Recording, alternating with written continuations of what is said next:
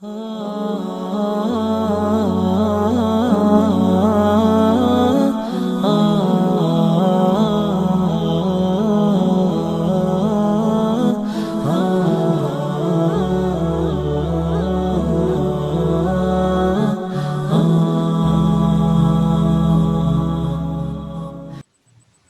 dan Ibu para jamaah yang dirahmati Allah, marilah kita bersama-sama memanjatkan puji dan syukur kehadirat Allah Subhanahu wa Ta'ala yang telah melimpahkan taufik dan hidayahnya sehingga kita bisa berjumpa kembali untuk bersama-sama kolaborasi dalam rangka meningkatkan iman dan takwa kita pada Allah Subhanahu wa Ta'ala. Salawat dan salam senantiasa kita haturkan kepada junjungan kita Nabi Muhammad SAW beserta keluarganya, para sahabatnya dan umatnya sampai di akhir zaman.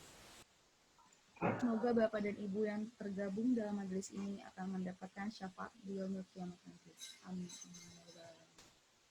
Bapak dan Ibu yang dirahmati Allah, selamat bertemu kembali dalam kajian Ba'da Subuh yang diselenggarakan oleh manajemen Pejuang Subuh Masjid Raya Pondok Indah. Pandemi COVID-19 belum berakhir, sudah memasuki era new normal.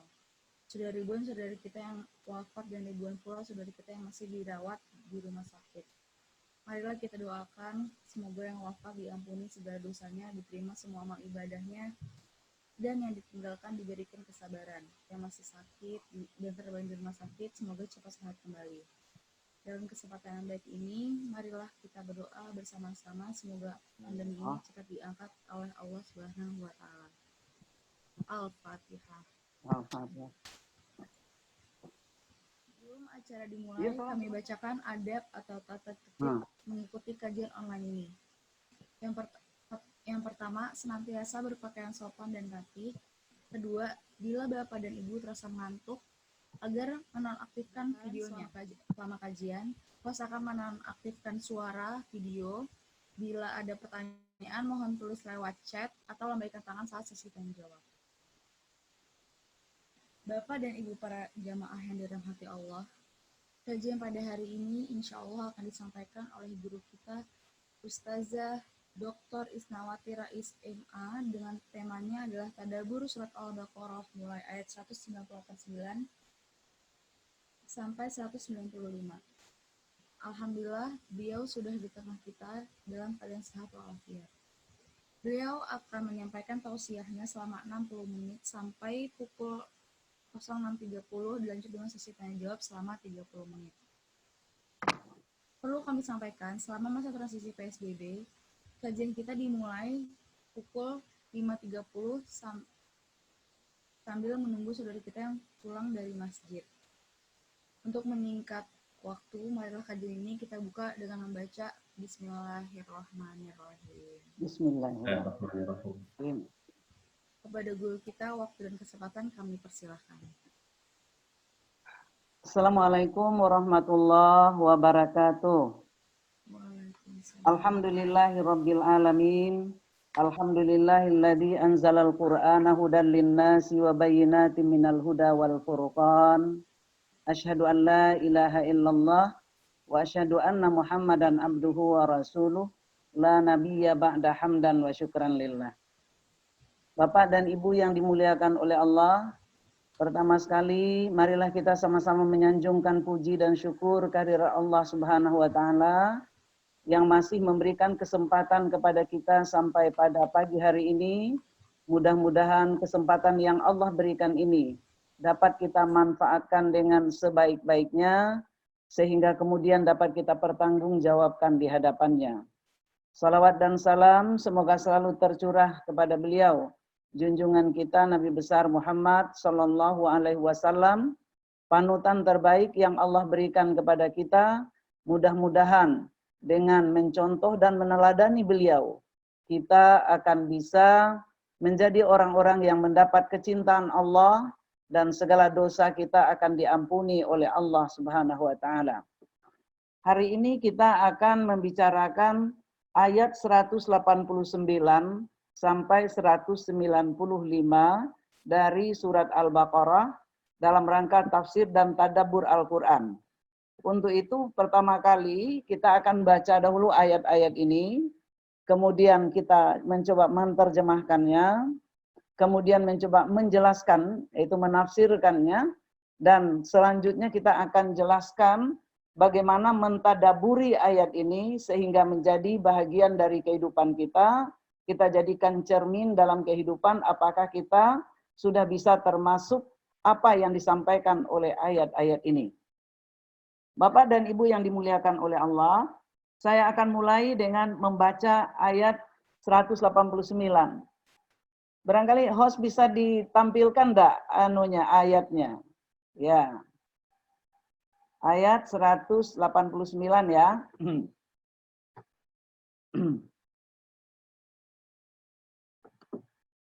A'udzu billahi minasyaitonir rajim. Bismillahirrahmanirrahim. Yas'alunaka 'anil ahillah. Qul hiya mawaqitu lin-nasi wal hajj. Walaysal birru bi an ta'tul buyuta min zuhuriha. Walakinnal birra man ittaqa. Wa'tul buyuta min abwabiha. Wattaqullaha la'allakum tuflihun.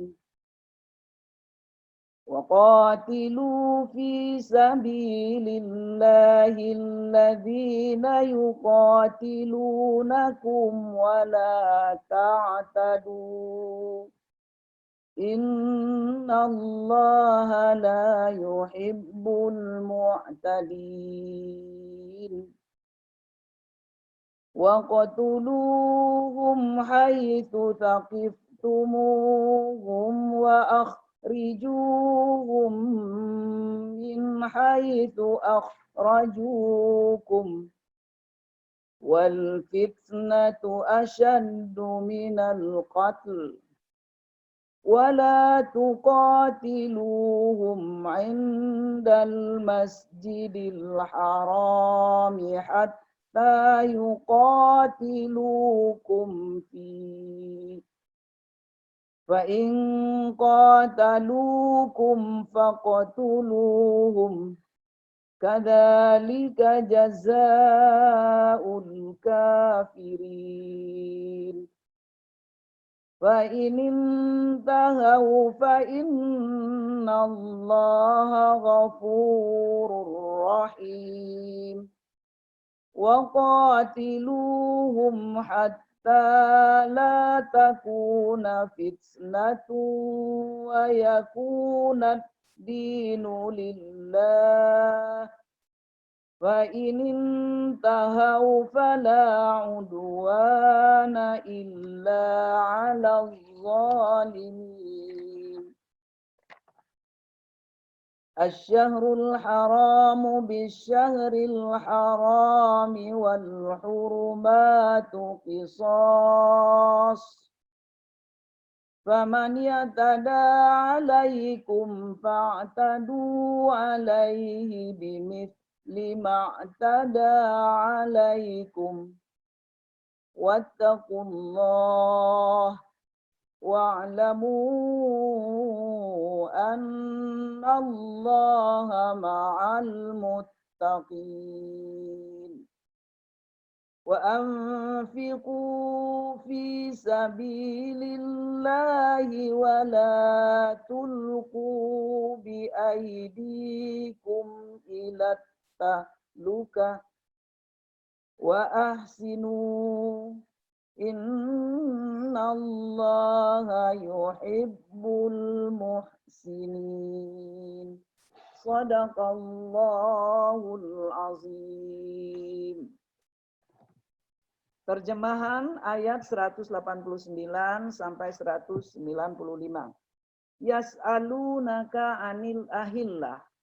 Mereka bertanya kepadamu tentang hilal. Qul, katakanlah, hiya mawaqitu linnas. Itu adalah tanda-tanda waktu bagi manusia dan untuk menentukan ibadah haji. Walaisal birru bi anta'tul buyuta min zuhuriha. Dan bukanlah kebaktian memasuki rumah itu dari belakangnya. Wa'tul buyuta min abwabiha. Dan masuklah ke rumah itu dari pintu-pintunya. Wattaqullah. Dan bertakwalah kepada Allah. La'allakum tuflihun. Agar kamu beruntung. Kita lanjutkan ayat ke 190. Ya. Waqatilu fi sabilillah alladzina yuqatilunakum. Dan perangilah di jalan Allah orang-orang yang memerangi kamu. Wala ta'tadu. Dan jangan kamu melanggar batas. Innallaha la yuhibbul mu'tadin. Dan Allah tidak menyukai orang-orang yang melanggar batas atau melampaui batas. Waqtuluhum haitsu taqiftumuhum. Dan bunuhlah mereka dimanapun kamu temui mereka. Wa akhrijuhum min haitsu akhrajukum. Dan usirlah mereka di mana mereka mengusir kamu. Wal fitnatu asyaddu minal qatl. Dan fitnah itu lebih dahsyat daripada pembunuhan. Wala tuqatiluhum indal masjidil haram hatta yuqatilukum fi. Dan janganlah kamu perangin mereka di Masjidil Haram, di sisi Masjidil Haram, sampai mereka itu memerangi kamu padanya. Fa in qatalukum. Namun jika mereka memerangi kamu di sisi Masjidil Haram, faqtuluhum. Maka perangi mereka. Kadzalika jazaul kafirin. Demikianlah balasan bagi orang-orang yang kafir. Fa inin tahau. Jika mereka berhenti, jadi tidak lagi memerangimu.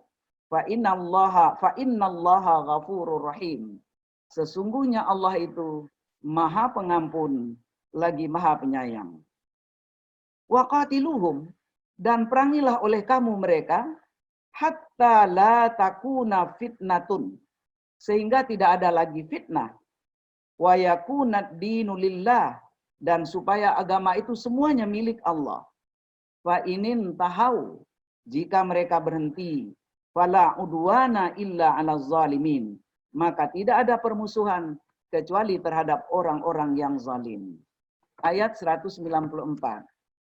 Asy-syahrul haram bisyahril haram. Bulan haram dengan bulan haram. Wal hurumatu qisas. Dan tetap terhadap sesuatu yang dihormati ada kisasnya. Faman ya'tada. Dan siapa saja yang menyerang kamu, fa'tadu alaihi bimithli ma'tada alaikum. Maka seranglah mereka seperti apa yang mereka lakukan terhadapmu. Wattaqullah. Bertakwalah kepada Allah. Wa'lamu annallaha ma'al muttaqin. Dan ketahuilah bahwa Allah itu selalu menyertai orang-orang yang bertakwa. Wa anfiqu fi sabilillah. Dan belanjakanlah harta bendamu di jalan Allah. Wala tulqu bi aidikum ila tahluka. Dan janganlah kamu menjatuhkan dirimu ke dalam kebinasaan. Wa ahsinu. Dan berbuat baiklah. Innallaha yuhibbul muhsinin. Sesungguhnya Allah menyukai orang-orang yang berbuat baik. Maha benar Allah dengan segala firman-Nya. Nah, sekarang kita akan jelaskan ayat ini mulai dari ayat 189 tadi itu. Sebelumnya, Allah telah menyampaikan kepada kita pembicaraan tentang puasa. Puasa itu kata Nabi, sumu li ru'yatihi wa aftiru li ru'yatihi. Puasalah kalian karena melihat hilal dan berbukalah kalian karena melihat hilal. Nah, ini artinya apa?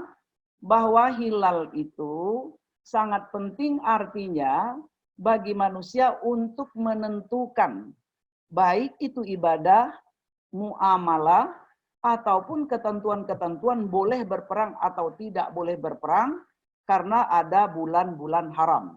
Jadi kaitannya dengan jihad fisabilillah, kapan dibenarkan berperang dan kapan tidak dibenarkan berperang. Nah, ini kaitannya dengan ayat yang ke-189 ini. Jadi ada sahabat bertanya, dalam hal ini Muaz bin Jabal dan Sa'labah bertanya kepada Rasulullah SAW, ini asbabun nuzul dari ayat 189 ini. Jadi Sa'labah dengan Muaz bertanya kepada Rasulullah, ya Rasulullah, apa sih maknanya daripada hilal itu? Awalnya dia seperti benang, kecil begitu. Lalu kemudian semakin besar, lalu kemudian penuh, lalu kemudian mengecil lagi, sehingga kembali seperti semula. Hal ini sama dengan apa yang disampaikan oleh Allah di dalam surat Yasin itu ya. Wal qamara qaddarnahu manazila hatta ada kal urjunil qadim. Dan telah kami tetapkan bagi bulan itu manzilah-manzilah, jadi tempat mampir-mampirnya, ya, sehingga sampai dia ke manzilah terakhir, kembalilah dia sebagai bentuk yang tandan yang tua, artinya seperti semula kembali. Nah, jadi ketika pertanyaan itu diajukan oleh Sa'labah dan Muaz bin Jabal kepada Rasulullah SAW, maka Allah menurunkan ayat ini bahwa perubahan yang terjadi pada bulan dari mulai hilal yang sangat kecil, kemudian sampai bulan purnama, kemudian kecil lagi, itu adalah untuk kemaslahatan manusia di dalam menentukan banyak hal. Yang pertama adalah kata Allah, Qul hiya mawaqitu linnas. Ya, itu adanya hilal tadi adalah untuk penetapan waktu bagi manusia. Jadi kalau kita kan mempunyai dua penetapan waktu, ya, ada syamsiah, ada qamariyah. Jadi syamsiah itu berdasarkan perjalanan bumi mengitari matahari, sementara qamariyah itu berdasarkan bulan mengitari bumi. Nah, kalau penetapan berdasarkan qamariyah ini bagi orang yang tidak belajar sekalipun itu bisa dengan mudah dipahami, ya. Bentuk dari bulan tadi akan dapat diukur. Ini tanggal berapa, ini bulan apa, kemudian bercocok tanam seperti apa, mau pergi berdagang seperti apa. Tetapi kalau penetapan berdasarkan syamsiah, itu perlu ilmu falak. Jadi betul-betul harus didalami dulu, baru orang bisa paham.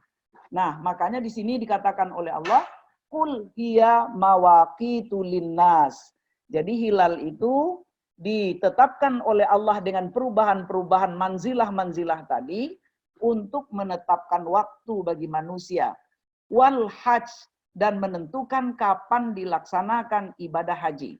Jadi kita berpuasa dengan melihat hilal, berbuka dengan melihat hilal, kemudian kapan haji itu, bulan Zulhijjah itu muncul, kapan pelaksanaan tanggal 9, yaitu wukuf di Arafah, itu adalah dengan perjalanan bulan tadi itu. Nah, ini yang dikatakan mawaqitu linnasi wal haji. Yang tidak kalah pentingnya juga adalah bagaimana ada di antara di dalam surat At-Taubah ayat ke-36 itu dijelaskan oleh Allah bahwa semenjak penetapan atau penciptaan alam ini, Allah telah menetapkan adanya 12 bulan dalam satu tahun itu. Di antara 12 bulan tadi, ada 4 bulan haram. 4 bulan di mana tidak boleh dilakukan peperangan-peperangan kecuali kalau membalas serangan yang dilakukan kepada kita. Dan perbuatan-perbuatan jahat yang dilakukan pada bulan itu dilipat gandakan dosanya. Nah, bulan haram itu ada 4, 3 serangkai, yaitu Zulqa'dah, Zulhijjah, Muharram, lalu 1 yang terpisah, yaitu bulan Rajab. Nah, kaitannya dengan rangkaian ayat 189 dengan sampai 195 yaitu jihad, itu adalah terkait dengan boleh tidak bolehnya berperang ini. Ya, jadi penentuan dengan hilal ini kapan dibenarkan berperang dan kapan tidak dibenarkan berperang. Nah, lalu kemudian Dilanjutkan oleh Allah berikutnya, walaisal birru bi an ta'tul buyuta min zuhuriha walakinnal birra manittaqa. Tidaklah dikatakan kebaktian kamu memasuki rumahmu itu dari belakang. Tapi kebaktian itu adalah kebaktian yang dilakukan oleh orang-orang yang bertakwa. Nah, apa maksudnya ini? Jadi ada satu tradisi bangsa Arab. Dalam satu riwayat dikatakan berbeda antara orang Madinah dengan orang Mekah. Kalau orang Mekah itu kalau dia berihram, dia masuk dari depan rumahnya seperti biasa. Tapi orang Ansar, orang Madinah, dia akan selalu masuk dari belakang. Dan itu dikatakannya sebagai kebaktian atau sebagai amal soleh. Tapi di riwayat lain disebutkan bahwa bangsa Arab baik itu orang muhajirin atau ansar, atau orang Mekah dan Madinah, kalau mereka berihram, maka mereka tidak akan memasuki rumah mereka dari depan, tapi dari belakang. Dan mereka anggap itu adalah sebagai satu bakti atau kebaktian kepada Allah Subhanahu wa Ta'ala. Nah, ini dibantah dan diluruskan oleh Allah dengan mengatakan, walaisal birru bi an ta'tul buyuta min zuhuriha. Jadi bukanlah kebaktian dengan memasuki rumah ketika berihram dari belakang.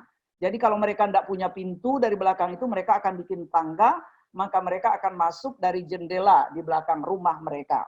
Ya, walakinnal birra, tetapi yang dikatakan kebaktian itu adalah kebaktian yang dilakukan oleh orang karena ketakwaannya kepada Allah Subhanahu wa Ta'ala. Jadi melakukan dan tidak melakukan hanya karena tunduk dan patuh kepada Allah. Nah, karena itu kata Allah, setelah turun ayat ini, wa'tul buyuta min abwabiha. Tidak usah dari belakang lagi. Nah, masuki sajalah rumah-rumahmu itu dari pintunya. Jadi kalau pintunya di depan, ya masuknya dari depan. Dan kemudian, wattaqullah. Patuhi aturan Allah ini. Ya, ikuti apa yang ditetapkan oleh Allah ini. La'allakum tuflihun. Agar kamu beruntung. Apa yang dimaksud dengan agar kamu beruntung? Beruntung itu, kalau kita lihat nanti di dalam surat At-Talaq misalnya, dikatakan bahwa wa may yattaqillah yaj'al lahu makhraja wa yarzuqhu min haitsu la yahtasib.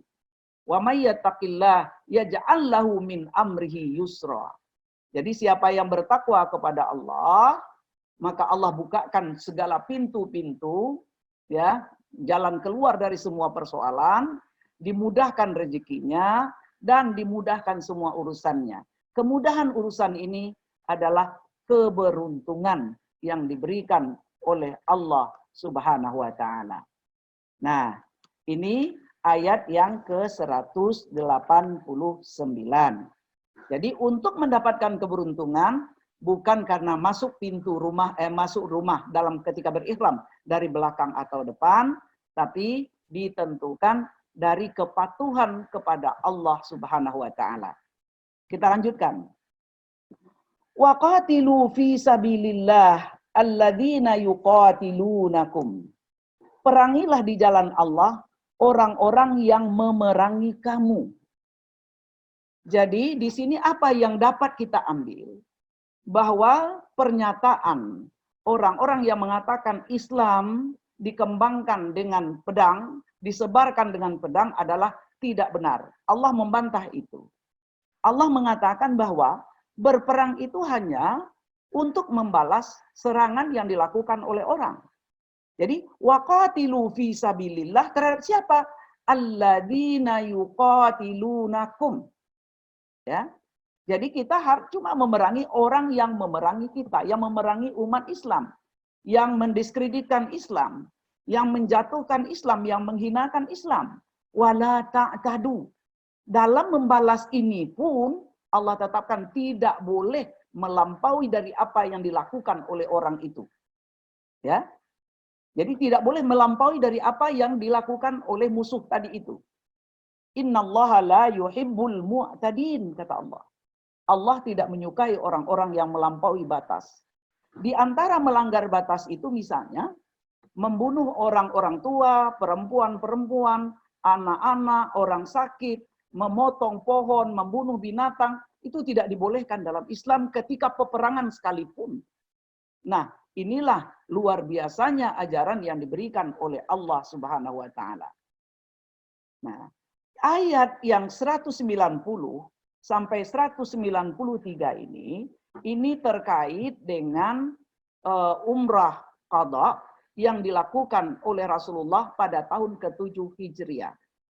Jadi pada tahun ke-6 Hijriah, Rasulullah SAW dengan lebih kurang 1.400 orang sahabat datang ke Mekah untuk melaksanakan umrah.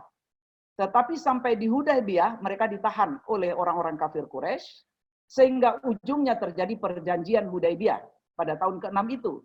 Nah, dalam perjanjian Hudaybiyah itu ditetapkan bahwa Rasulullah SAW tidak boleh melakukan umrah pada tahun itu. Boleh tahun depan, ditunda tahun depan. Dan itu hanya boleh 3 hari. Tidak boleh membawa pasukan, hanya boleh membawa pedang yang ada dalam sarungnya. Nah, datanglah tahun ke-7 Hijriah itu.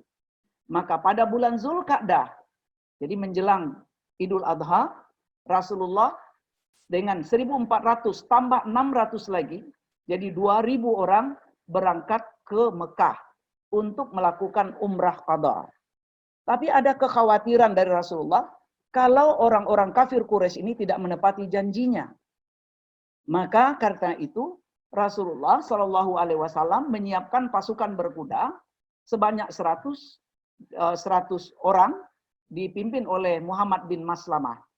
Nah, ini untuk apa? Bukan untuk memerangi, tapi untuk berjaga-jaga kalau orang kafir Quraisy itu tidak menepati janjinya. Nah, kemudian setelah sampai di dekat Mekah, maka Rasul mengatakan kepada pasukan berhenti di sini, dan kalau tidak terjadi apa-apa, maka pasukan ini kemudian tidak lagi mengacungkan pedangnya atau panahnya, menyarungkan semua alat-alat perangnya, lalu masuk ke Mekah dengan aman. Nah, jadi di sini Allah katakan, kapan boleh diperangi orang kalau dia memerangi kita? Jadi kekhawatiran Rasulullah lah yang kemudian membuat ada persiapan itu. Nah, kalau terjadi juga peperangan, nah ini ayat 191. Waqtuluhum haitsu saqiftumuhum. Jadi andaikan memang mereka menyalahi janji, ya, andaikan mereka menyerang kamu, tidak melaksanakan seperti apa yang ditetapkan di dalam perjanjian Hudaybiyah, maka dimanapun mereka kamu temui, bunuh mereka. Ya, jadi tidak boleh lari. Kira-kira dipahami ya? Jadi ketika mereka tidak menepati janji, mereka tetap melakukan penyerangan, maka waqtuluhum haitsu saqiftumuhum. Dimanapun kalau di medan perang, bunuh mereka. Wa akhrijuhum min haitsu akhrajukum. Usir mereka dari mana kalian dahulu mereka usir. Jadi balas dengan yang sama. Gitu. Wal fitnatu asyaddu minal qatl. Kenapa? Apa yang mereka lakukan itu adalah fitnah yang besar. Mengusir, lalu membunuh orang-orang yang beriman karena keimanannya, menyiksa, dan lain sebagainya, itu adalah fitnah yang besar. Maka fitnah itu lebih dahsyat daripada pembunuhan yang akan dilakukan terhadap mereka. Jadi apa yang mereka lakukan itu jauh lebih dahsyat dari pembalasan yang akan mereka terima. Nah, lalu kemudian tidak boleh berperang di dekat Masjidil Haram, apalagi di dalam Masjidil Haram. Kecuali kalau musuh menyerang kita di situ. Ya, ini dianya. Wala tuqatiluhum indal Masjidil Haram. Jadi jangan perangin mereka di dekat Masjidil Haram. Jadi ada ketentuan waktu tidak boleh, ada ketentuan tempat tidak boleh. Ya, waktunya tadi adalah bulan haram, kemudian tempatnya di Masjidil Haram. Ya. Tetapi sampai kapan itu tidak boleh? Apakah kalau kita diserang di situ kita tidak boleh juga kita diam saja? Mati kita semuanya. Nah, hatta yuqatilukum fihi. Sampai mereka memerangi kamu di sana. Jadi kalau mereka memerangi kamu, kamu tidak boleh diam, harus balas. Jadi dilanggar aturan keharaman berperang di Masjidil Haram, karena ada serangan. Ya, dilanggar aturan tidak boleh berperang di bulan haram karena ada penyerangan. Fa in qataluukum faqtuluhum. Jika mereka memerangi kamu, maka perangi mereka. Ya. Nah, ini perintah Allah nih. Jadi, fa in qataluukum, jika mereka memerangi kamu di Masjidil Haram, faqtuluhum. Ya, sepikan, pinggirkan larangan berperang di Masjidil Haram, maka balas serangan mereka. Kadzalika jazaul kafirin. Demikianlah balasan terhadap orang-orang yang kafir.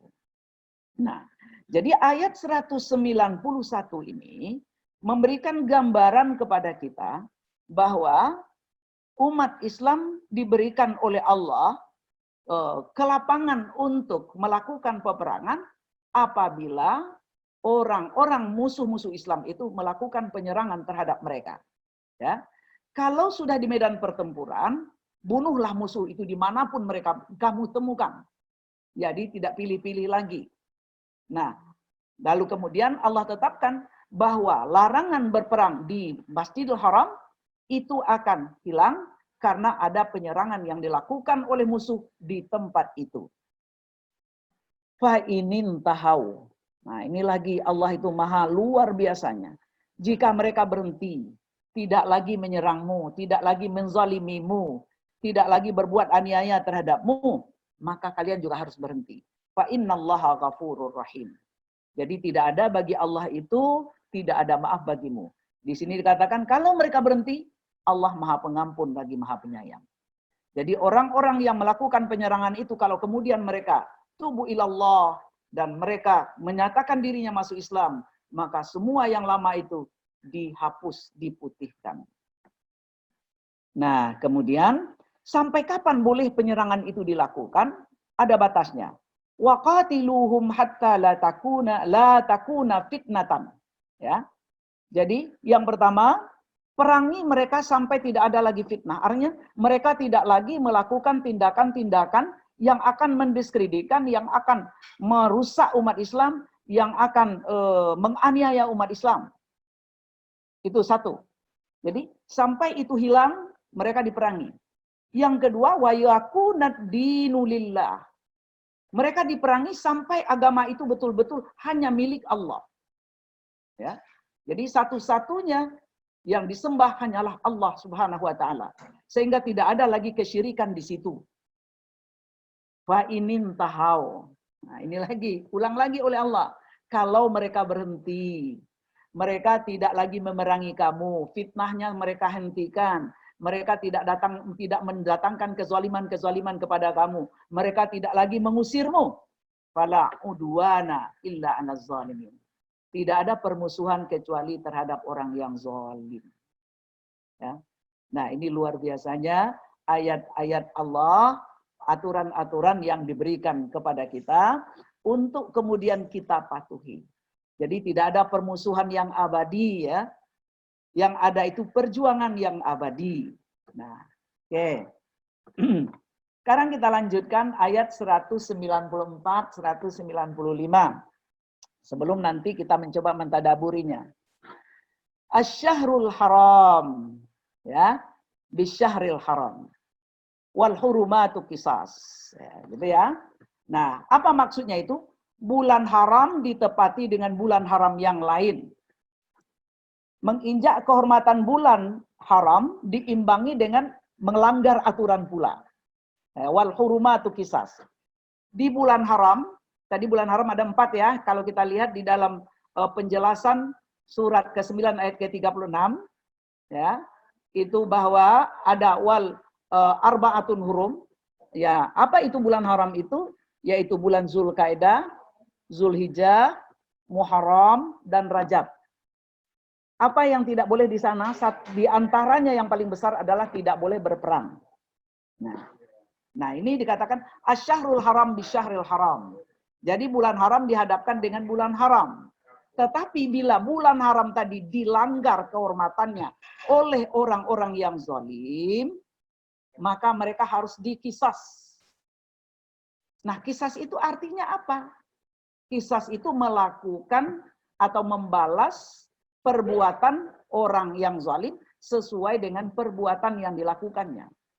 Jadi kalau seorang membunuh, dia dibunuh, itu qisas namanya. Kalau orang memotong tangan orang, lalu kemudian tangannya dipotong, itu namanya qisas. Kalau orang melanggar bulan haram dengan menyerang umat Islam, maka dia dikisas dengan kita menyepikan ketentuan larangan itu dengan membalas serangan mereka. Itu yang dikatakan wal hurumatu qisas. Jadi kalian wajib mengkisas kaum musyrik karena mereka telah menginjak-injak kehormatan bulan haram, menginjak-injak kehormatan umat Islam, lalu kemudian mereka melakukan fitnah yang besar. Ya. Jadi ini dalam rangka melakukan pembalasan. Jadi bulan haram dengan bulan haram itu sebagai balasan yang sepadan. Jadi ketika mereka melanggar aturan bulan haram, maka kita juga boleh melanggar aturan bulan haram itu untuk menghancurkan atau menghilangkan fitnah, ya, menghilangkan fitnah. Wal fitnatu asyaddu minal qatli tadi itu. Ya. Nah, jadi kesucian tanah haram, kesucian Ka'bah itu juga boleh dilanggar ketika orang menyerang kita di situ. Kesucian bulan haram boleh dilanggar ketika orang melakukan perbuatan zalim di situ. Jadi kebolehan itu adalah dalam rangka qisas. Wal hurumatu qisas. Nah, lalu kemudian dilanjutkan oleh Allah, faman ya'tada 'alaikum fa'tadu 'alaihi bimithli ma tada 'alaikum. Nah, jadi di dalam ayat ini dijelaskan oleh Allah, siapa yang berbuat zalim kepada kamu, dalam artian menyerang kamu, ya. Mereka menyerang. Apakah kita diam saja kalau diserang orang? Ya, umat Islam diserang nih. Ya. Lalu kemudian kehormatan umat Islam dilecehkan. Apakah kita diam saja sebagai umat Islam? Itu dayus namanya, enggak boleh. Jadi, ketika mereka melakukan penyerangan, fa'tadu alaihi. Maka kalian harus membalas serangan itu. Wajib hukumnya. Jadi, fa'tadu alaihi. Ya, balas serangan itu. Dengan apa balasnya? Bimisli ma tada alaikum. Dengan seimbang. Nah, tidak boleh melampaui batas. Bimisli ma tada alaikum. Wattaqullah. Bertakwalah kepada Allah. Bertakwa kepada Allah ini, di dalam ayat ini kaitannya yang pertama, membalas serangan. Yang kedua, tidak boleh melebihi penyerangan yang dilakukan kepada kita. Jadi tidak ada itu karena dendam, karena marah, maka kita dihabisi semuanya. Sementara mereka tidak melakukan hal yang seperti itu. Wattaqullah, ingat Allah melihat kamu. Ingat Allah mendengarkan kamu. Ingat Allah menyuruh malaikat-malaikatnya mencatat apa yang kamu lakukan. Annallaha ma'al muttaqin. Wa'lamu annallaha ma'al muttaqin. Jadi kalau kita tunduk dan patuh kepada Allah, mengikuti aturan Allah, maka Allah akan selalu menyertai orang-orang yang bertakwa. Kemudian, peperangan dan perjuangan membutuhkan dana dan biaya. Nah, dananya dari mana? Dananya adalah dari umat Islam. Karena itu, kita selain berjihad dengan fisik, kita disuruh oleh Allah untuk berjihad dengan harta. Wajahidu bi amwalikum wa anfusikum. Berjihadlah kamu dengan harta dan berjihadlah dengan jiwamu. Jadi yang pertama sekali yang dikeluarkan dulu harta. Persiapan perang. Kalau dahulu itu karena pasukan tidak digaji dan tidak dibekali, maka setiap orang itu mempersiapkan dirinya sendiri untuk berperang. Kuda punya sendiri, panah punya sendiri, pedang punya sendiri, bekal makanan punya sendiri, baju besi punya sendiri. Semuanya itu adalah jihad bi amwalikum. Lalu pergi berperang, itu bi anfusikum. Ya. Jadi kalau tidak ada persiapan tidak mungkin untuk pergi berperang. Maka ada di antara sahabat-sahabat Rasulullah, itu nampak betul ketika akan berangkat ke peperangan Tabuk. Mereka datang kepada Rasulullah SAW. Mereka tidak punya apa-apa. Ya Rasulullah, kami ingin berangkat. Tetapi kami tidak punya kendaraan, kami tidak punya peralatan perang, kami tidak punya bekal. Lalu Rasulullah mengatakan, mohon maaf, karena semua peralatan, semua perangkatnya sudah dibagi, jadi tidak ada.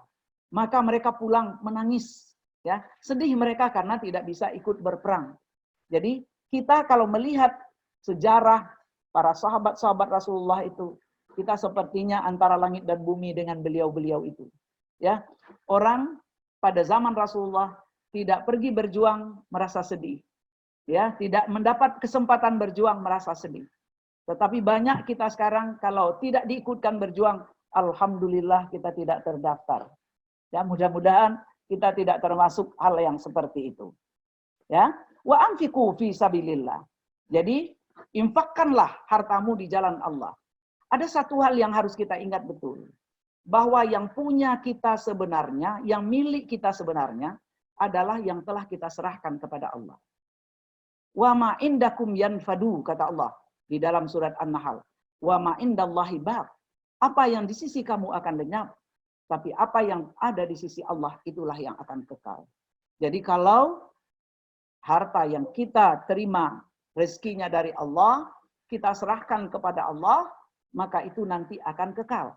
Tetapi kalau kita simpan, lalu kemudian kita wafat, maka dia berpindah tangan kepada ahli waris kita. Maka kita tidak mendapatkan apa-apa dari apa yang kita usahakan itu. Lalu kemudian Allah ingatkan berikut, wala tulqu biaidikum ila tahluka. Jadi jangan kalian rusak diri kalian sendiri. Jangan kalian jatuhkan diri kalian kepada kebinasaan karena pelitnya kalian. Jadi tidak mau mengeluarkan harta benda sehingga kemudian musuh menguasai kita, itu berarti kita menjatuhkan diri ke dalam kebinasaan. Jadi apa yang bisa kita ambil dari ayat ini? Bahwa kaum musyrikin dengan jumlahnya yang banyak pada masa itu, mereka mengintai kedatangan Rasulullah SAW untuk pergi melaksanakan umrah qadha. Lalu kemudian semula mereka berpikir bahwa Rasulullah dan para sahabat itu adalah orang-orang yang tidak berdaya, orang-orang yang lemah. Sehingga dengan itu nanti mereka akan bisa menghabisi kalau sudah datang di Mekah. Tetapi ketika mereka melihat 2.000 orang, ditambah 100 pasukan, dengan gagah berani, lalu kemudian memakai pakaian ihram, dengan menutup bahu kiri, membuka bahu yang kanan, maka mereka lari semuanya ke bukit-bukit untuk memperhatikan. Ternyata apa yang kita sangkakan terhadap umat Islam jauh sekali dari apa yang terjadi. Ternyata mereka setelah kita usir dari sini mempunyai kekuatan yang luar biasa sehingga mereka tidak berani untuk turun dari bukit-bukit itu selama 3 hari lamanya.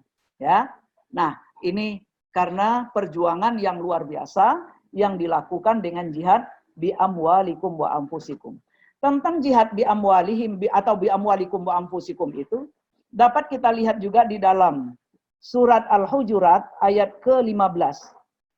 Innamal mu'minuna alladzina amanu billahi wa rasulihi thumma lam yartabu wajahadu bi amwalihim wa anfusihim fi sabilillah ulaika humus shadiqun. Jadi orang yang benar-benar beriman itu adalah orang yang beriman kepada Allah, beriman kepada Rasul, tidak ada keraguan sedikit pun di hati mereka ya tentang Allah, Rasul, Al-Quran, ajaran yang dibawa. Karena itu kemudian jahadu bi amwalihim wa anfusihim. Mereka berjihad dengan harta benda mereka, dengan jiwa raga mereka.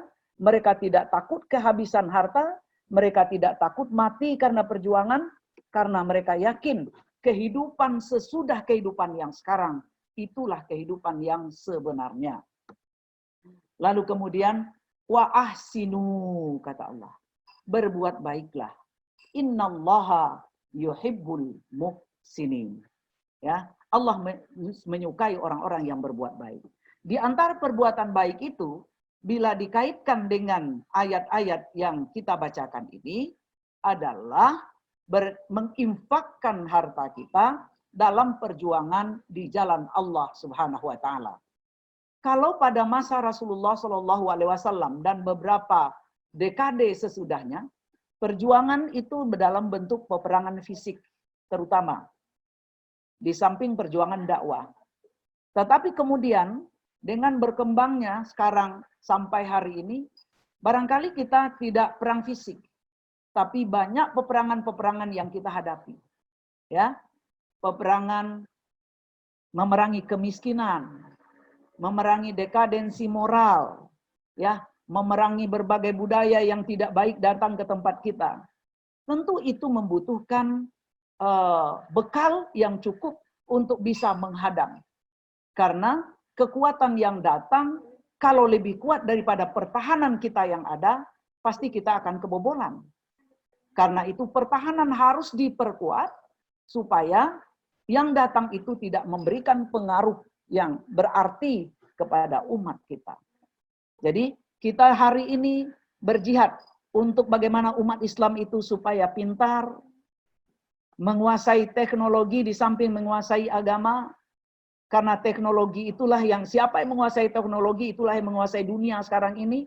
Maka umat Islam harus menguasai teknologi. Banyak anak-anak yang pintar, tetapi kemudian mereka bukan dari orang yang berpunya. Nah, ini adalah bagian dari jihad. Lalu kemudian, kesehatan seperti kita berhadapan dengan pandemi sekarang ini. Bagaimana mengatasinya supaya cepat berakhir? Ini butuh dana yang tidak sedikit. Yang mungkin pemerintah tidak cukup punya dana untuk bisa mengatasinya. Nah, disinilah filantropi umat Islam sangat dibutuhkan sekali untuk menghadapi berbagai persoalan ini. Nah, kemudian di ujungnya kita diingatkan oleh Allah, kalau kita ingin mendapatkan cintanya Allah, maka kita harus berbuat kebaikan sebanyak-banyaknya. Ihsan, muhsin. Ihsan itu lebih daripada takwa. Karena tingkatannya itu adalah muslim, mukmin, muttaqin, muhsinin. Ya. Kalau sudah sampai kepada tingkat muhsinin ini, anta'budallah ka'annaka tarah, fa in lam takun tarah fa innahu yarak. Ya, kamu menyembah Allah seakan-akan kamu melihat Allah. Andaikan tidak, mungkin yakinkan diri bahwa Allah melihat kamu. Jadi semuanya betul-betul dilakukan hanya untuk dan karena Allah Subhanahu wa taala. Bapak dan Ibu yang dimuliakan oleh Allah, saya mencoba untuk merangkum ayat 189 sampai 195 ini. Yang pertama, di ayat 189 itu tentang perjalanan penghitungan waktu melalui bulan. Nah, adanya hilal, adanya manzilah-manzilah dari bulan, dari kecil menjadi setengah, menjadi bulat, menjadi setengah lagi menjadi kecil, itu kata Allah adalah untuk menentukan waktu. Baik dalam urusan ibadah, dalam urusan muamalah, ataupun dalam urusan peperangan dan lain sebagainya. Dan termasuk di dalamnya adalah dalam menetapkan ketentuan ibadah haji. Ya, kapan kita tanggal 1 Zulhijjah, kapan tanggal 9 dan 10 Zulhijjah. Dan begitu juga untuk berpuasa dan berbuka, Nabi mengatakan sumu li ru'yatihi wa aftiru li ru'yatihi. Ya, berpuasalah karena melihat hilal dan berbukalah karena melihat hilal. Nah, kemudian Allah ya menegaskan bahwa kebaktian yang sebenarnya itu adalah kebaktian dari orang bertakwa. Jadi membina diri menjadi orang bertakwa itu sangat penting sekali untuk mendapatkan tempat amal-amal kita diterima oleh Allah Subhanahu wa taala. Jadi Allah itu tidak melihat secara formalitas saja. Innallaha la yanzuru ila suwarikum walakin yanzuru ila qulubikum. Allah tidak melihat performan, penampilan luar, tetapi Allah melihat hati.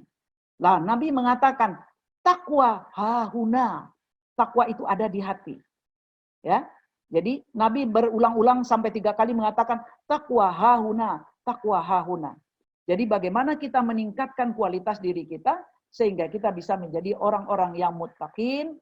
Nah, sehingga kemudian kebaktian dan amal usaha kita akan diterima oleh Allah.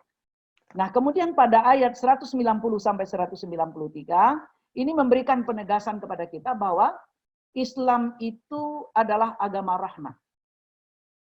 Islam itu tidak akan melakukan peperangan kecuali kalau diperangi. Atau sudah diketahui orang-orang akan memerangi, maka dia akan mempersiapkan diri. Maka kita disuruh oleh Allah pada surat Al-Anfal dan surat At-Taubah itu untuk selalu bersiap. Karena persiapan kita membuat orang gentar, sehingga penyerangan tidak akan terjadi. Jadi kita disuruh untuk mempersiapkan apa saja yang kita mampu, baik dengan, kalau dahulu kuda-kuda yang tertambat, kalau sekarang barangkali pesawat-pesawat tempur yang siap tempur, kemudian persenjataan dan lain sebagainya. Sehingga dengan persiapan kita itu, orang tidak akan berani untuk atau berpikir ulang untuk melakukan penyerangan. Dan kemudian yang penting juga bagi kita adalah bahwa Islam itu harus kelihatan kuat, baik dalam perorang-perorangannya ataupun persatuannya. Tidak boleh berpecah belah. Nah, andaikan terjadi penyerangan, maka kemudian kita harus menghadapi, tidak boleh lari. Lari di medan perang itu adalah dosa besar. Jadi salah satu dari 7 dosa besar itu adalah lari dari penyerangan atau lari dari medan perang. Jadi kalau datang penyerangan, kita harus hadapi. Kalau memang harus bunuh-membunuh, kita harus lakukan itu. Tetapi tetap Allah mengatakan, jangan melampaui batas. Ya, kalau orang sudah angkat tangan, sudah angkat bendera putih, kita tidak boleh lagi melakukan penyerangan. Pernah terjadi sekali waktu, ketika Usamah bin Zaid membunuh seseorang yang sudah mengucapkan salam kepadanya, lalu dilaporkan kepada Rasulullah, maka Usamah mengatakan bahwa dia berpura-pura. Orang itu cuma berpura-pura mengucapkan salam itu. Lalu apa jawab Rasul? Apakah engkau bedah dadanya sehingga engkau tahu bahwa dia berpura-pura? Nah, kita itu hanya tahu dari apa yang terlihat dan apa yang bisa kita pantau. Jadi kalau orang sudah berhenti, maka Islam memerintahkan umat Islam untuk tidak boleh lagi melakukan penyerangan itu. Ya. Nah, kemudian bulan haram adalah bulan dihormati. Tanah haram adalah tanah yang dihormati. Tidak boleh melakukan peperangan di bulan itu, tidak boleh melakukan peperangan di tempat itu. Tetapi kalau itu dilanggar oleh orang, maka kita harus balas pelanggaran itu. Nah, itu yang dijelaskan di dalam ayat ke-194. Namun, tetap Allah katakan, bimithli ma'tada alaikum. Jadi penyerangan yang kita balas itu harus sama dengan serangan yang diberikan kepada kita. Nah, itu menunjukkan ketakwaan karena monitoring Allah selalu kita rasakan bersama kita. Dan untuk itu, perjuangan tidak mungkin dilakukan tanpa bekal, tanpa persiapan. Maka berjihadlah bi amwalikum, dengan hartamu. Itu dikuatkan tadi dengan surat Al-Hujurat ayat ke-15. Jadi orang yang benar-benar beriman itu adalah orang yang beriman dengan Allah, beriman kepada Rasul, lalu kemudian mereka tidak punya keraguan sedikit pun, kemudian mereka berjihad dengan harta dan jiwa mereka. Ulaikal ladzina shadaqu. Itulah orang-orang yang benar. Saya kira cukup begitu dulu. Silakan Bunga, bagaimana selanjutnya?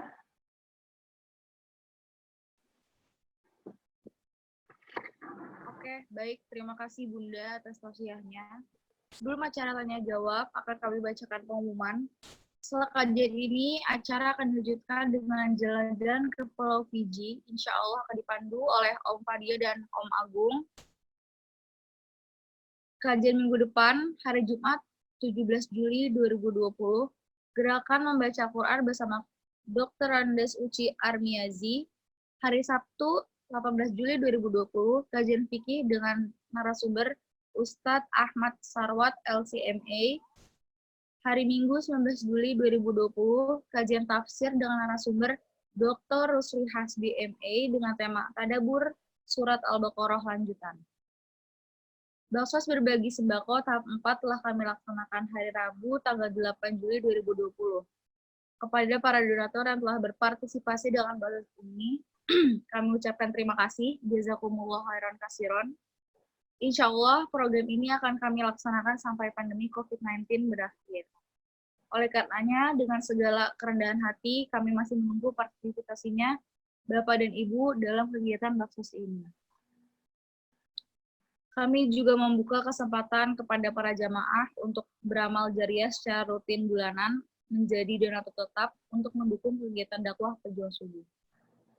Bagi Bapak Ibu yang ingin berpartisipasi baik donasi sembako maupun donasi dakwah, bisa menghubungi Bendahara Pejuang Masjid Pejuang Subuh, Bapak Irwan Prima Aditya, di nomor 0811 828 246, atau bisa mentransfer langsung ke rekening donasi sembako Pejuang Subuh Masjid Raya Pondok Indah ke nomor rekening 71195943357.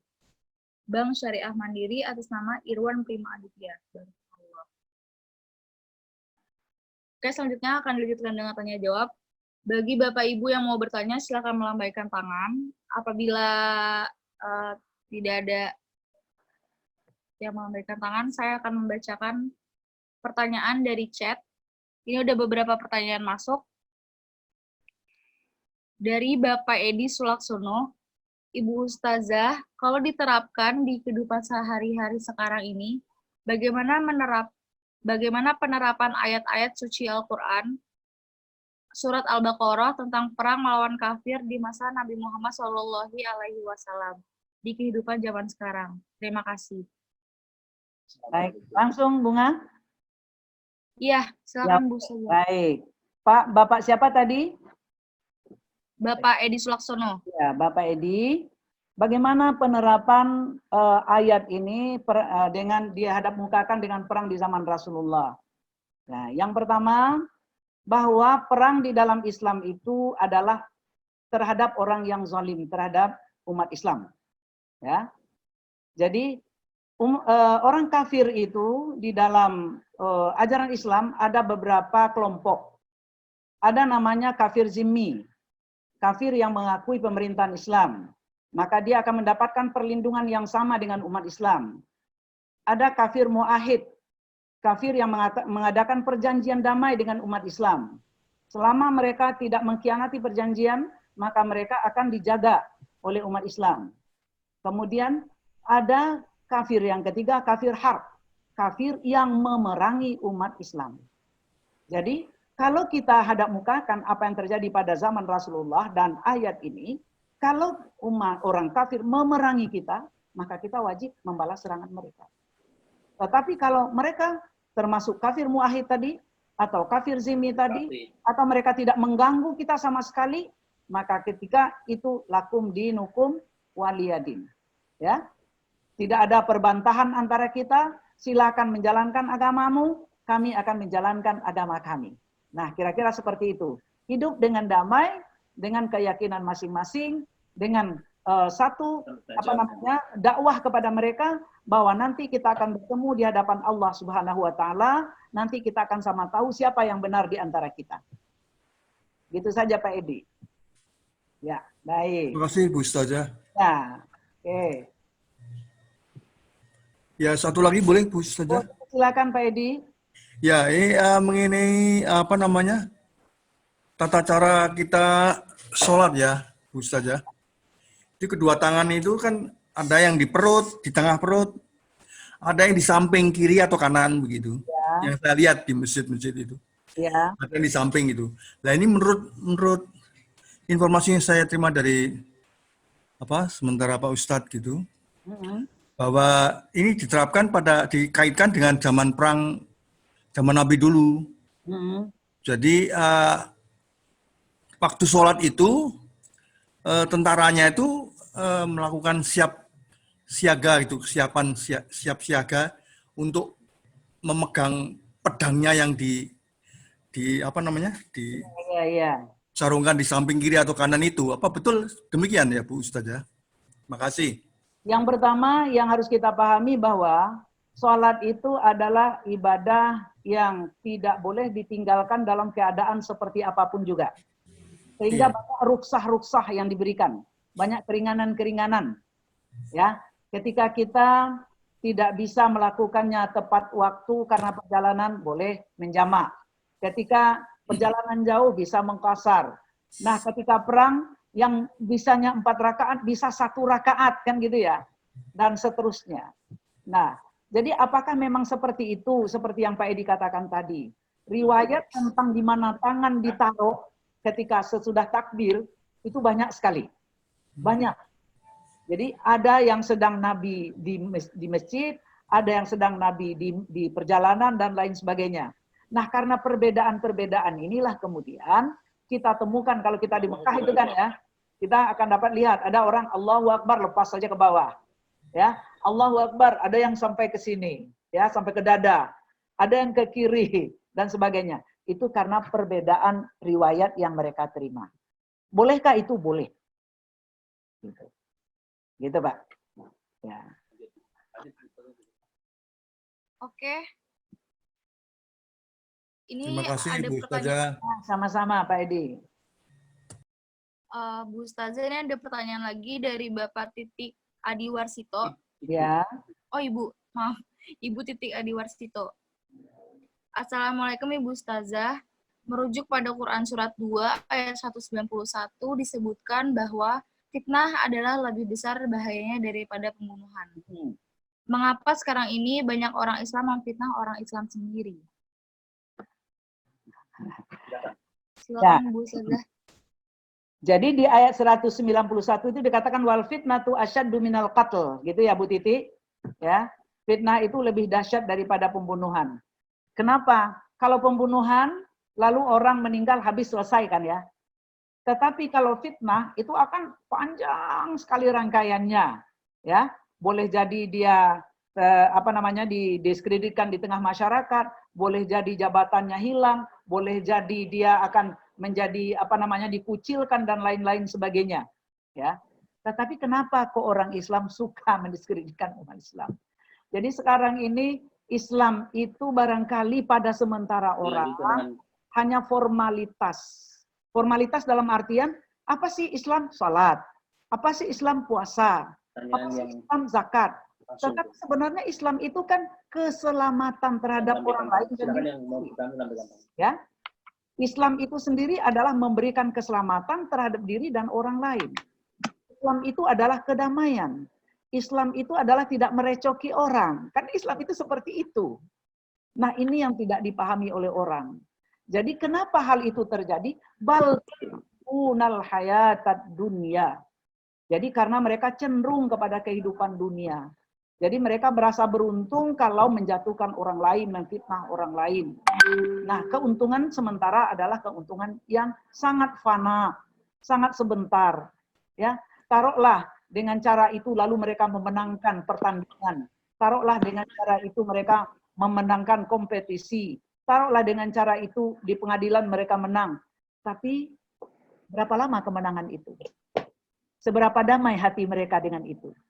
Nah, ini yang banyak tidak terpikirkan oleh manusia. Jadi kadang-kadang sikap umat Islam itu sudah sama dengan konsep orang kafir pada zaman dahulu. Wa mal hayatu illa hayatun dunya nahya wa namut. Hidup itu tidak lain hanya hidup kita di dunia, di sini kita hidup, di sini kita mati, lalu selesai urusan. Seakan-akan mereka tidak yakin adanya kehidupan sesudah kehidupan yang sekarang. Sementara wal akhiratu khairul laka minal ula. Wal akhiratu hiyal hayawan. Hidup yang sebenarnya itu adalah nanti. Nah, gitu ya, Bu. Baik. Oke, kita lanjut lagi. Bapak Ibu silakan yang ingin bertanya, masih ada waktu sampai jam 7 ya. Sampai jam 7. Oke, ada yang memberikan tangan. Bapak silakan, Bapak Irwan. Silakan Pak Irwan. Assalamualaikum Bu Ustazah. Waalaikumsalam warahmatullahi wabarakatuh, Mas Irwan. Ya Bu, ini saya sangat tertarik sekali dengan membahas ayat mengenai peperangan ini Bu. Melihat bagaimana sepertinya Allah mengajarkan bahwa Islam itu adalah agama yang sangat etikal sekali gitu, dalam arti bagaimana kita hanya bisa berperang kalau kita diperangi gitu ya. terus kita hanya bisa perang di waktu-waktu tertentu kecuali terpaksa gitu ya. Ada tempat-tempat tertentu juga. Tapi kalau terpaksa baru boleh gitu ya Pak Bu Ustadz ya. Dan sampai ditekankan bahwa kita itu tidak boleh melampaui batas juga gitu ya dalam berperang juga gitu. Jadi ini kelihatan sekali bahwa Islam itu agama yang sangat damai gitu.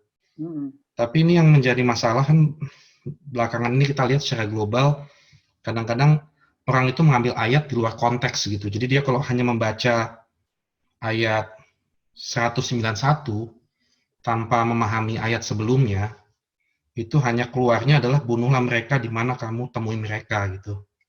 Jadi seolah-olah menjadi justifikasi untuk membunuh kaum kafir gitu ya Bu ya gitu. Saya pikir begitu. Jadi itu yang saya melihat ini keluar dari konteks gitu akhirnya begitu, dan akhirnya jadi jauh dari ajaran Islam yang damai gitu. Nah terus kedua yang saya ingin bertanya ini luar biasa sekali gitu, dalam arti ini Allah di ayat-ayat ini mengatakan seolah-olah kita ini waktu itu saya membayangkan kaum muslim itu kan masih lemah gitu ya Bu ya, belum terlalu banyak gitu. Sedangkan Allah sudah mengatakan seolah-olah kaum muslim itu udah akan menang karena kamu jangan melampaui batas. Kalau diperangi jangan melampaui batas gitu. Seolah-olah ini kaum muslim yang saat itu kelihatannya masih lemah sudah dikasih tahu bahwa kamu tuh akan menang gitu. Kamu akan berhaji, kamu akan mengalami perlawanan. Kalau diperangi, perangi gitu, hadapi gitu.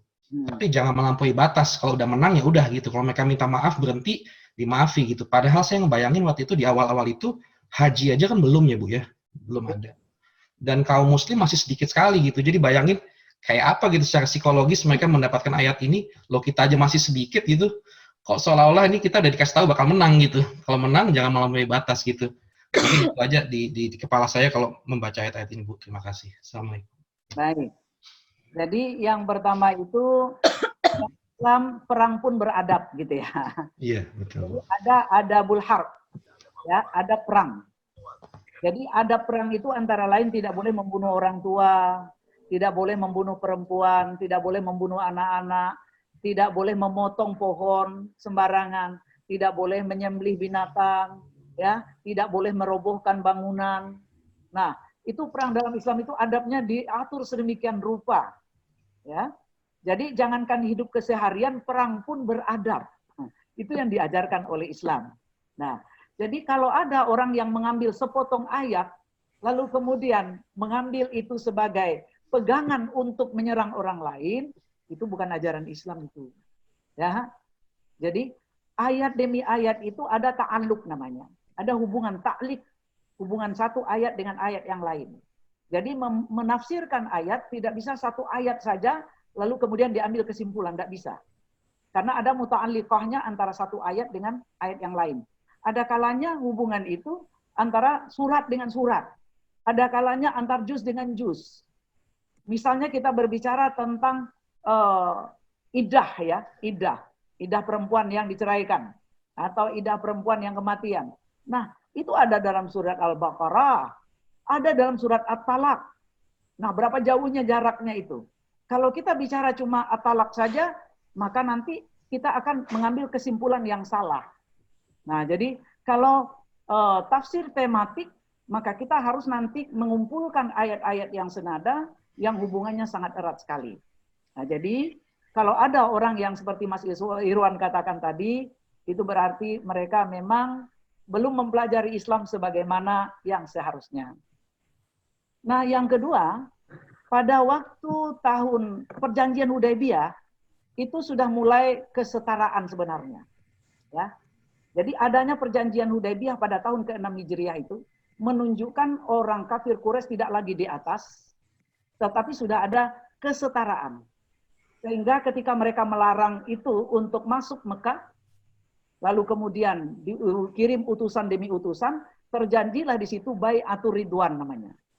Ya, ada semacam baiat terhadap Rasulullah SAW. Kalau utusan itu nanti tidak kembali, yaitu Utsman bin Affan, kalau mereka bunuh, kita akan menyerang ke sana. Nah, jadi artinya sudah ada kekuatan ketika itu. Ya, jadi orang yang diusir dari negerinya sendiri dalam waktu 6 tahun menunjukkan perkembangan yang luar biasa. Ini membuat kaget orang-orang kafir Quraisy. Nah, jadi inilah makanya Allah katakan, kalau mereka menyerang, baru balas. Satu. Kalau mereka diam saja, ya enggak usah. Ternyata kemudian setelah Nabi masuk, seluruh orang musyrik Quraisy itu pergi keluar. Ya, pergi ke bukit-bukit. Lalu Nabi mengatakan, siapa yang masuk ke Masjidil Haram, aman. Siapa yang mengunci rumahnya, menutup pintu rumahnya, aman. Ya, siapa yang masuk ke rumah Umayyah, bukan Umayyah. Siapa ini namanya? Pemimpin Quraisy ketika itu, saya lupa, maaf. Itu aman, ya. Nah, jadi kemudian aman 3 hari itu Rasulullah SAW dengan umat Islam itu betul-betul di samping beribadah dan bernostalgia, ya. 7 tahun ditinggalkan negeri di mana kita dibesarkan, rumah kita sudah dirobohkan orang, harta kita sudah dirampas orang. Nah, disitulah. Pada hari ketiga, maka datanglah seseorang dari pemimpin Quraisy itu kepada Ali. Katakan itu kepada temanmu, 3 hari sudah cukup, sudah habis. Maka kemudian ba'da zuhur, sesudah hari ketiga itu, maka Rasulullah mempersiapkan semua para sahabat itu untuk meninggalkan Mekah. Nah, begitu patuhnya umat Islam itu terhadap perjanjian. Mengatakan kepada yang kedua ini, Mas Irwan, bahwa ketika itu umat Islam sudah mulai kuat, gitu ya. Nah, sudah mulai setara. Jadi perjanjian Hudaybiyah itulah yang menunjukkan adanya kesetaraan tadi itu, sehingga ada di situ hal-hal yang sangat menguntungkan umat Islam.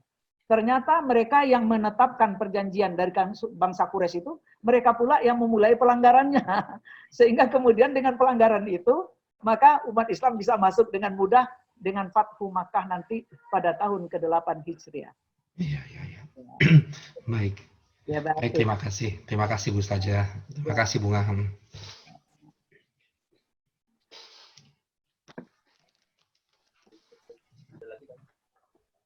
Bu Ustazah, ini ada pertanyaan lagi dari Ibu Nur Hayati. Assalamualaikum Ustazah, jika kita difitnah, dengan cara apa kita melawan fitnah tersebut? Kalau kita difitnah bagaimana? Yang pertama, apakah fitnah itu akan merugikan kita atau tidak gitu ya? Kalau sekiranya kita diam itu adalah lebih baik, ya tidak mengomentari itu lebih baik, tidak lebih marah dia, kita diam saja. Nanti dia akan berlalu seperti angin lewat begitu. Jadi tidak semua fitnah itu harus kita tanggapi. Karena kalau kita tanggapi kadang-kadang itu akan menjadi persoalannya semakin mengemuka. Ya, semakin terangkat ke permukaan. Jadi ada kalanya kita diam lalu kita kadukan kepada Allah, Rabb, ini ada persoalan pada saya. Nah, tolong ya Allah, mudahkan jalan ini. Jadi tidak usah difitnah balik ya. Jadi kalau kita difitnah, tidak usah difitnah balik Bu Nur Hayati. Dia tuh yang luar biasa tuh, jahat banget tuh orang, tidak usah. Ya. Jadi kita akan mendapatkan 2 keuntungan dengan diam itu. Yang pertama kita diuntungkan dengan difitnah, kita mendapat pahala dengan itu. Yang kedua kita tidak membalas, kita juga mendapatkan pahala dengan itu. Baik. Udah. Ya, ada lagi Bu Ustazah yang mau disampaikan? Jadi apa yang ingin saya sampaikan yang pertama adalah bahwa Islam itu betul-betul rahmatan lil alamin. Bahwa Islam itu membawa kedamaian. Maka umat Islam harus memahami Islam itu sebagai agama perdamaian, agama yang rahmatan lil alamin, yang menyejukkan, kan gitu. Lalu kemudian ketika ada hal-hal yang membuat fitnah besar umat Islam, jangan diam. Lakukanlah apa yang harus dilakukan untuk meredam hal yang merusak umat Islam itu. Ya. Jadi kita akan bertindak tepat pada waktunya. Jangan melakukan melewati batas yang diizinkan oleh Allah Subhanahu wa taala. Kuatkan keimanan, tertibkan ibadah, muliakan akhlak, maka jadilah kita orang-orang yang benar-benar bertakwa kepada Allah, sehingga pertolongan Allah pasti akan datang. Insya Allah. Saya kira demikian. Bu Ustazah, ini masih ada pertanyaan lagi. Ya, silakan. Dari Ibu Sandra Widati. Ya. Assalamualaikum, Ibu. Ada riwayat bahwa Nabi berperang dalam rangka penyebaran Islam. Apakah kita sebaiknya juga aktif dalam menyebarkan Islam? Ya, Nabi berperang menyebarkan Islam itu berproses. Jadi tidak perang dulu untuk menyebarkan Islam ya, Ibu Sandra. Jadi Nabi mengirim utusan untuk mendakwahkan Islam. Andaikan orang itu menolak baik-baik, kami belum mau menerima, maka tidak ada persoalan. Tetapi ketika utusan datang, lalu kemudian mereka malah mempersiapkan pasukan, nah baru Nabi mempersiapkan pasukan. Gitu ya. Nah, jadi artinya apa? Bahwa Islam itu didakwahkan dengan damai, dengan sejuk, tidak dengan peperangan. Jadi kalau ada pun peperangan, itu adalah karena orang yang didakwah ini melakukan sesuatu yang membuat umat Islam harus mempersiapkan diri. Nah, sekarang pertanyaan yang kedua tadi, apakah kita memang harus mendakwahkan Islam? Iya. Ya, karena kewajiban kita itu. Ud'u ila sabili rabbik. Ya, ajaklah orang ke jalan Tuhanmu.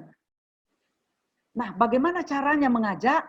Ah, inilah yang paling penting. Bil hikmati wal mau'izatil hasanah wajadilhum billati hiya ahsan.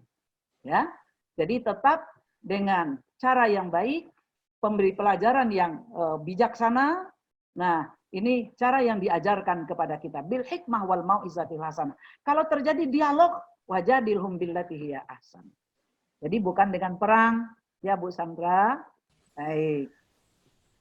Jadi kita tetap ya harus mengajak orang ud'u ila sabili rabbika itu. Mengajak orang untuk ke jalan Allah Subhanahu wa taala. Mendakwahkan Islam. Itu tugas kita. Baik. Ya.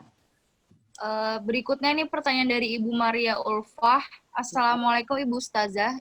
Ya. Masih merujuk pada Quran surat 2 ayat 191 tentang fitnah lebih bahaya dari pembunuhan. Ya. Yang saya tanyakan sekarang ini, banyak media sosial memberitakan berita yang tidak benar atau hoax. Apakah berita-berita yang tidak benar juga bisa dikatakan fitnah? Terima kasih, Ustazah.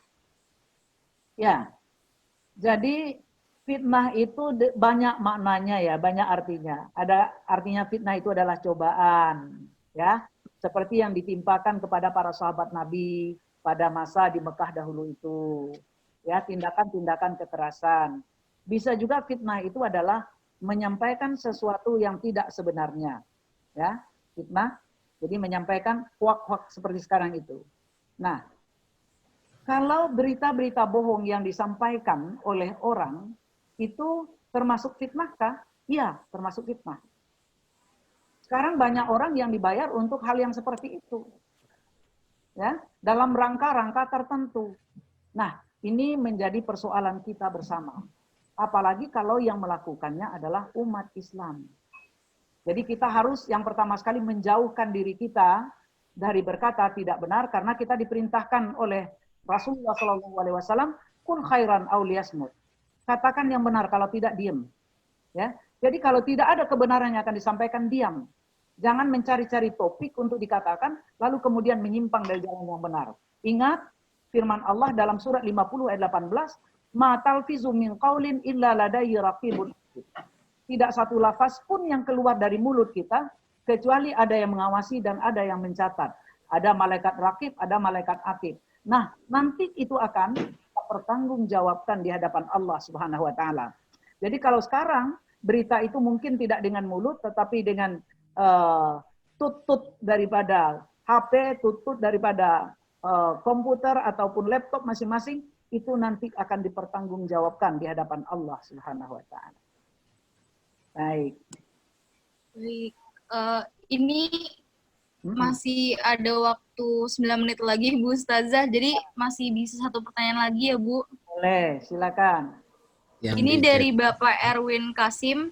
Saat ini perang fisik tidak ada, tetapi perang argumentasi lewat media sosial. Bagaimana bila kita terus melawan dengan argumentasi yang mengacu kepada dalil-dalil Al-Quran dan hadis? Mohon tanggapannya, Bu Ustazah. Ya. Andaikan orang itu adalah orang yang juga tahu atau paling tidak mengerti dengan Al-Quran dan hadis, kita bisa melakukan itu. Tetapi kalau orang tidak percaya dengan Al-Quran dan hadis, kita kemukakan Al-Quran dan hadis, ya, a'andartahum am lam tundirhum la yu'minun. Jadi kita beri peringatan, kita beri ancaman, kita beri kabar gembira, mereka tetap tidak akan beriman, tidak ada artinya. Jadi argumentasi kita disesuaikan dengan siapa yang kita hadapi. Ya, siapa yang melakukan itu, lalu kita lihat, nah bagaimana kita berargumentasi supaya argumentasi mereka bisa kita kalahkan. Ya, kadang-kadang dengan nas tidak terterima oleh mereka karena mereka tidak meyakini. Barangkali dengan logika-logika yang itu dasarnya adalah nas juga, tapi kita mencoba melogikakannya sehingga kemudian bisa masuk kepada mereka. Jadi menyesuaikan dengan siapa yang kita hadapi. Jadi kata Ali bin Abi Thalib, berbicaralah dengan bahasa anakmu atau bahasa kaummu. Artinya sesuai dengan orang yang kita hadapi. Gitu. Ya. Mbak Bunga, Ya. ini ada sahabat kita masih ada pertanyaan atau enggak? Ini ada Pak Abduh dari live dari Australia nih, katanya satu kampung dengan Bu Ustazah, mau menyapa. Silakan Pak Abduh. Jadi ada sahabat kita dari Australia ikut juga nih. Silakan Pak Abduh bisa menyapa. Bukan sekampung saja, ini sepupu saya. Masya Allah, silakan ngobrol. Silakan Pak Abduh. Aduh, Adinda, gimana kabar? Alhamdulillah, baik Uninda. Masya Allah, ini the powerful of silaturahmi ini atau ukhuwah Islamiyah ini, Masya Allah. Ini saya sudah berapa kali diundang Pak Fadian ikut kegiatan ini, Masya Allah luar biasa. Kita juga punya pejuang subuh di sini, dan yang istimewanya hari ini ketemu sama Uninda nih. Mudah-mudahan, nah ada sahabat saya juga ini Pak Yasril Umar. Nah, ini sama kuliah, terus ada lagi Uniani nih dari kampung awak juga Uni. Oh, Yani. Terima kasih Pak Fadian, Uni Isnawati, dan sahabat-sahabat serta pejuang bapak-bapak ibu pejuang subuh semua. Insya Allah seperti disampaikan Kakanda Isnawati tadi, pada gilirannya nanti Islam ini kembali akan menguat. Nah, setidak-tidaknya barusan kita lihat di Hagia Sophia itu sudah kembali menjadi masjid, itu suatu insya Allah yang sangat powerful sekali. Nah, kembali dari kita semua untuk membangun ini kembali, dan insya Allah nanti silaturahmi ini semakin kita tingkatkan. Terima kasih sekali lagi Pak Fadian. Oh, alhamdulillah ini acara mempertemukan orang-orang sakampuang ini. Dan insya Allah jadi insya Allah juga kita akan coba live Pak nanti ke Hagia Sophia, ke Turki. Kita sudah ada line-nya, hanya kita ada berbeda jam, mungkin nggak pagi ya, tapi insya Allah kita akan hadir ke masjid itu melihat live dari acara ini Pak. Mohon doanya. Ya Allah. Luar biasa. Nanti kebetulan ada teman saya nanti di sana, kalau in case dibutuh, tapi udah ada yang di sana ya Mas. Boleh, nggak apa-apa Pak, biar rame aja Pak. Baik. Jadi Ibu Isnawati, ini acara ini memang mempersatukan kita. Jadi ini ada dari yang di Australia ada, sebentar lagi di Sufa udah siap juga, terus ada yang di Jogja, ada yang di Bandung, dan insya Allah silaturahim internasional kita jalankan. Ini luar biasa, ini para anak muda pejuang subuh ya. Ya, mohon doanya. Silakan serahkan lagi ke Mbak Bunga. Oke, Om. Makasih. Ini Bapak Ibu silakan yang mau bertanya lagi. Masih ada waktu 4 menit, silakan. Kalau tidak ada langsung ada Pak yang Edi. Silakan Bapak Edi. Nah, ini live dari Masjid Raya Pondok Indah. Silakan Pak Edi.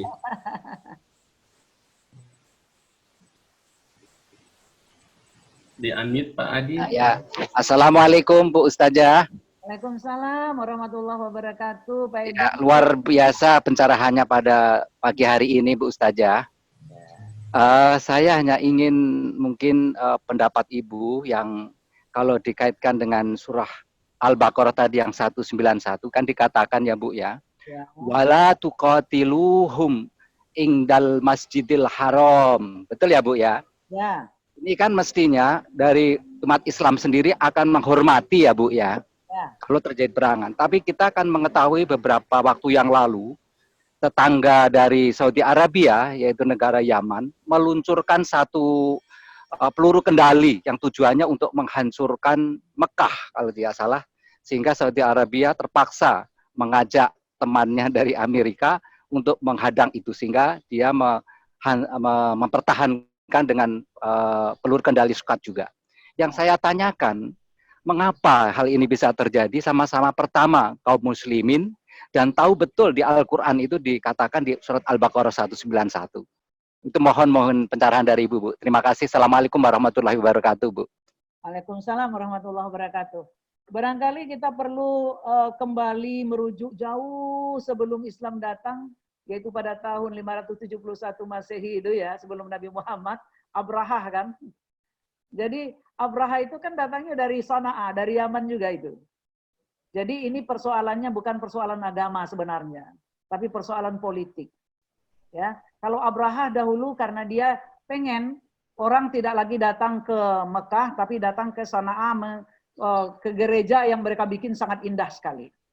Nah, kalau dari Yaman sekarang itu kan persoalannya adalah persoalan ekonomi dan politik antara Saudi Arabia dan Yaman. Nah, jadi kenapa disampaikan ke Mekah itu barangkali? Ya, untuk memberikan semacam peringatan kepada Saudi barangkali seperti itu. Jadi orang melupakan ketentuan ayat ini karena kepentingan politik, karena kepentingan duniawi. Jadi di dalam kehidupan ini yang banyak sekali membuat orang lupa adalah kecintaan mereka kepada dunia. Hubbud dunya wa karahiyatul maut. Jadi cinta kepada dunia dan takut kepada kematian. Nah, inilah yang membuat orang melakukan penyimpangan-penyimpangan di dalam kehidupan. Jadi agaknya apa yang dilakukan oleh Yaman itu ya baltu sirunal hayata dunia tadi, hubbud dunia tadi, persoalan politik mereka yang telah berlangsung beberapa tahun terakhir itu. Nah, inilah ada persoalan minyak di situ, ada persoalan macam-macam kan Pak ya, yang semuanya itu adalah dunia. Nah, sehingga orang melupakan aturan Allah karena dunia. Soalnya di situ sebenarnya. Sama juga ya korupsi, tahu enggak orang kalau korupsi itu enggak boleh tahu kan? Ya, yang banyak korupsi di Indonesia karena umat Islam ya umat Islam. Tahu mereka bahwa mencuri itu haram tahu, potong tangan tahu, tapi kenapa mereka lakukan? Nah, kembali lagi karena hubbud dunia, cinta dunia. Mudah-mudahan kita tidak akan mementingkan dunia, tapi mencari dunia itu untuk kepentingan akhirat. Ya, itu amin, yang amin, amin, Bapak. Saya kira begitu, Bapak. Ya. Terima kasih, Ustadz. Assalamualaikum. Betul. Waalaikumsalam warahmatullahi wabarakatuh. Baik, terima kasih pertanyaannya Bapak Ibu. Kita tutup saja kajian hari ini. Marilah kita tutup dengan doa bersama-sama dipimpin oleh Ibu Ustazah dan kita mengaminkannya. Silakan Ibu Ustazah. Baik, kita sama-sama membaca doa kafaratul majlis. Astagfirullahalazim, astagfirullahalazim, astagfirullahalazim. Subhanakallahumma wa bihamdika asyhadu an la ilaha illa anta astaghfiruka wa atubu ilaik. Assalamualaikum warahmatullahi wabarakatuh. Waalaikumsalam warahmatullahi wabarakatuh. Bapak dan Ibu yang dirahmati Allah, demikianlah kajian kita pada hari ini. Semoga apa yang telah disampaikan oleh guru kita bermanfaat untuk kita. Kepada guru kita kami ucapkan terima kasih. Jazakumullah khairan kasiron. Lebih kurangnya mohon maaf. Wassalamualaikum warahmatullahi wabarakatuh. Waalaikumsalam warahmatullahi wabarakatuh. ويبلغ سعد إلى منتهى